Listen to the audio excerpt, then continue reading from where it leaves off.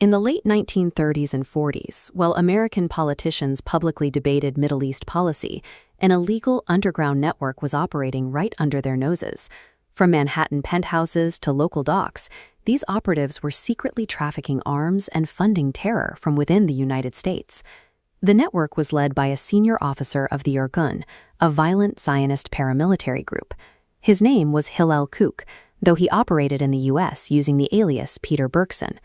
Bergson's primary tactic was deception. He and his associates, the Bergson Boys, established a half-dozen front organizations with noble-sounding names to mask their true militant intentions from the public.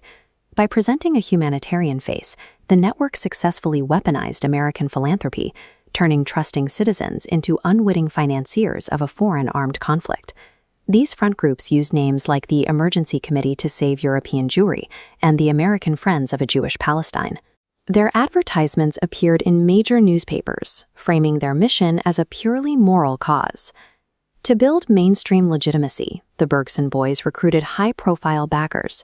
Figures like former President Herbert Hoover and Eleanor Roosevelt lent their names and influence, which brought in massive donations.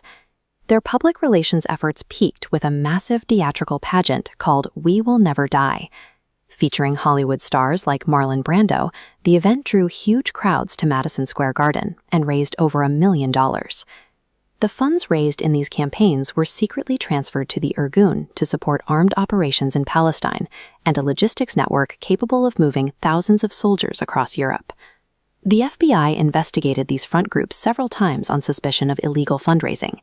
However, the methods of transferring the money were so well concealed that the Bureau repeatedly failed to produce the evidence needed to stop the pipeline.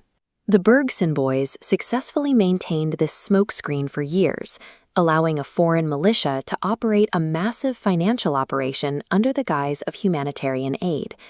Within the network's ranks, the activity escalated from propaganda to kinetic violence.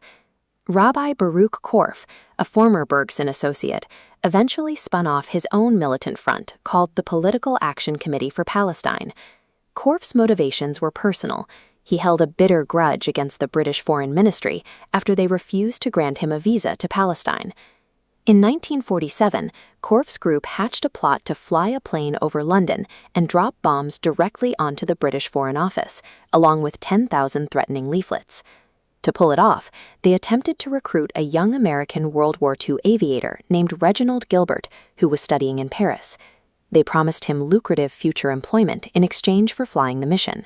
The underground network had officially moved beyond domestic PR stunts, now actively recruiting American citizens for international terror strikes against an allied nation. Fortunately, Reginald Gilbert only pretended to go along with the plan. He instead tipped off the American embassy and worked with Scotland Yard to expose the plot. The danger was real.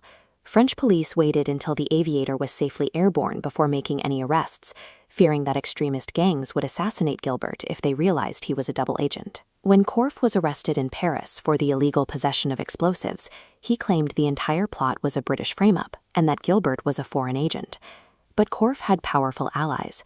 Intense political pressure from within the United States was brought to bear on the State Department, and by November 1947, all charges against the would-be bomber were dropped. This outcome demonstrated the profound political armor the network had built.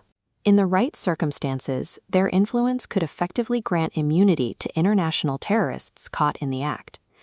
While the Bergson Boys handled the public eye, another group operated on an industrial scale. In 1945, a wealthy American named Rudolf Sonnenborn hosted a secret meeting in his Manhattan penthouse with future Israeli Prime Minister David Ben-Gurion. 17 influential businessmen and lawyers formed the Sonnenborn Institute. Their goal was to create a nationwide underground organization to raise money and support for paramilitary goals that could not be publicized.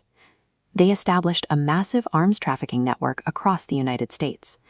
Operatives even organized youth groups to help load weapons onto ships bound for Palestine to support the Haganah paramilitary. The U.S. government was fully aware of these activities. In 1948, the Director of Central Intelligence filed a top-secret report explicitly warning the Secretary of Defense about this illegal traffic in war implements. The CIA warned that continued illicit arms smuggling was unfavorably affecting and could seriously jeopardize U.S. national security. Despite these warnings, the Truman administration succumbed to political pressure. The Haganah smuggling operations were lightly investigated and seldom prosecuted, allowing the illicit traffic to continue. The failure to stop the network wasn't due to a lack of intelligence, but a calculated political choice that allowed a foreign paramilitary to institutionalize its supply chain on American soil. The network mobilized millions of dollars and continuous shipments of weapons, while maintaining the public image of a humanitarian charity. This entire operation functioned out of view of the average citizen. By using the United States as both a staging ground and a financial engine, these front groups funded a violent conflict under a carefully crafted mask.